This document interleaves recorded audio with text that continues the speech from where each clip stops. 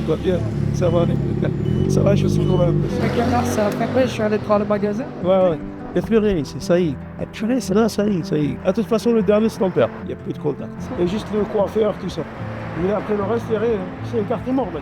Même les médecins, ils ferment. À la Barrasse, ça fait 2 ans, il y a un local, un centre médical, il est fermé. J'étais à Paris il n'y a pas longtemps, ils ont refait des petits commerces. T'as la mairie qui aide les petits commerces à rester, à s'installer. Avec ma famille, on est arrivé ici au début des années 90. Là, c'était notre épicerie, fruits et légumes. Malheureusement, ça a fermé depuis quelques années. Et à l'époque, il y avait plein de commerces partout. En face, c'était une boucherie. Plus haut dans la rue, c'était un bazar, une pizzeria. À côté de ça, vous aviez la pharmacie sur cette avenue Vincent Andreu qui était le poumon économique de la Val-Barrel. Il y avait des commerces de partout, tous les mètres, il y avait des commerces. Et aujourd'hui, c'est triste, il n'y a plus rien. Marseille, c'était une ville qui était pleine d'espaces verts. Alors maintenant, non, avec l'urbanisation, il y en a de moins en moins, mais c'est encore vert, heureusement. Nous sommes quand même, qu'on le veuille ou non, dans une ville hyper polluée. Si je pouvais ne pas utiliser du tout de véhicules, ça serait encore mieux, ça serait le top. Ce qui serait bien, pourquoi pas, de faire un tram des collines qui ferait tout un tour. Ça, c'est les citoyens du 11e et 12e arrondissement qui le décideront en commun. La vue sur la mer, c'est une magnificence. On a la Vierge de la Garde à gauche, la mer au milieu. C'est trop beau. Ici, on est en haut des collines, au parc national des Calanques. On est tout en haut de la Val-Barel. On voit la rue où on était, on voit que les industries ferment, on voit que les petits commerces locaux ferment. Et puis on voit des grues qui construisent de l'immobilier de bureau. C'est le plus souvent, c'est beau. Finalement, le terrain, il est utilisé pour la spéculation. Il faut qu'on arrête de considérer les terrains comme juste une valeur financière et spéculative. C'est des lieux de vie, des lieux d'habitation, des lieux où on peut faire pousser des aliments pour consommer local. On doit installer des commerçants, des artisans, des services publics au service de la population et pas au service de la finance. Tu avais effectivement des commerces, des petits artisans, tout le monde se connaissait, parlait entre eux, c'était le village dans l'arrondissement. Et ça disparaît parce qu'effectivement, chaque magasin, petit commerçant ferme parce qu'il ne s'y retrouve pas à cause des hypermarchés, des centres commerciaux. Même cette vie sociale du village, de l'arrondissement n'existe plus. Plus personne ne se connaît réellement, contrairement à ce qui était il y a des années, ce côté humain. On le perd énormément. Là, on est sur l'espace de la Valentine, la zone commerciale de la Valentine. Les zones commerciales sont en train de changer. On le voit, il y a des locaux qui sont alloués. Nous, on propose de créer des espaces conviviaux, de culture, des espaces chaleureux où les gens peuvent se retrouver, éviter en fait qu'ils tombent dans la spéculation. Donc, recréer des espaces pour les habitantes et les habitants du 11-12.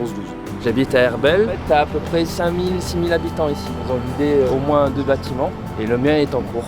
Ils ont eu comme projet de faire un énorme projet immobilier de rénovation et surtout de ce qu'on appelle la gentrification, c'est-à-dire de virer des gens, des pauvres, pour mettre des gens à un salaire un peu plus élevé.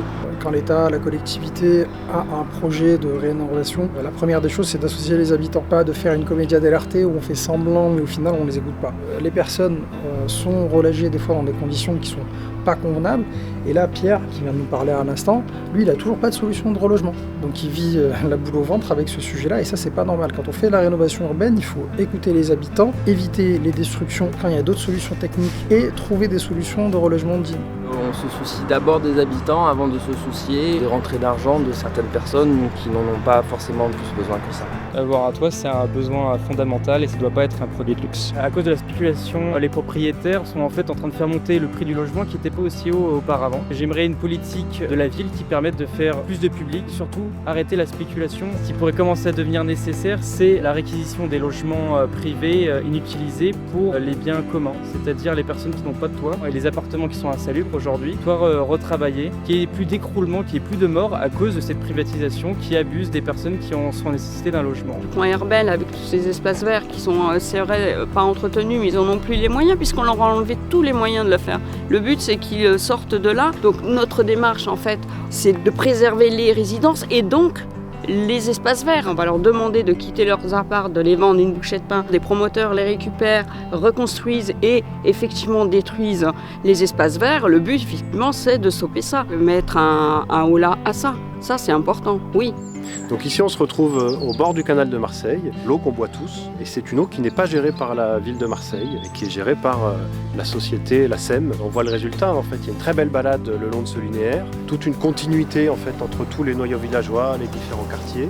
et qui est souvent murée, fermée, clôturée. Nous, on veut aller vers une régie municipale de l'eau, réfléchir aussi avec toutes les habitantes et tous les habitants, reprendre le pouvoir et refaire un linéaire sur cet espace de balade qui est magnifique, qui est exceptionnel, le long de cette eau, le long de ce canal. On ne doit pas laisser nos services publics être pilotés que par le privé. On voit où ça nous a mené. Des prix plus élevés, des services de moins bonne qualité. La démocratie participative, c'est ça. C'est que chaque citoyen, nous prenons le pouvoir pour la gestion de l'eau, tous les services publics en fait. Si aujourd'hui la décision est prise par un citoyen et pas par un cabinet de conseil, eh bien c'est mieux pour nous tous. Donc tu vois, si tu as envie d'avoir une eau de meilleure qualité, moins chère, si tu as envie d'avoir une balade comme ceci où il n'y a pas des murs de partout, il faut que tu prennes le pouvoir, il faut que vous preniez le pouvoir. Donc tu sais ce qu'il te reste à faire? Rejoins-nous pour la campagne. Hello, moi c'est Charlène, je suis la monteuse et la cadreuse de cette vidéo. J'habite à la Barasse depuis que je suis toute petite, je suis née ici. On veut vraiment faire participer les habitants un maximum. Nous on s'en fiche du bord politique, on veut juste qu'on avance tous ensemble. Dans notre liste on a des gens de la Val-Barrel, d'Herbel, de Saint-Barnabé, de la Barasse. Plus on est nombreux, plus on a de chances de faire passer les revendications des habitants. Donc inscrivez-vous dans notre liste du 11-12e pour LFI. Sens-toi légitime de défendre tes idées. D'ici au municipal il y aura encore pas mal de collages, donc si vous voulez nous filer un coup de main, n'hésitez pas à aller sur ce lien pour Action Populaire. Je sais qu'à LFI, on n'est pas forcément bien lotis par la télé, etc. Je sais que vous pouvez avoir l'habitude de voter d'autres partis. Mais pour faire la différence avec ce que vous voyez à la télé, voilà vraiment nos vrais combats, pourquoi on est allé sur le terrain. Alors suivez-nous et venez avec nous pour nous battre pour notre quartier.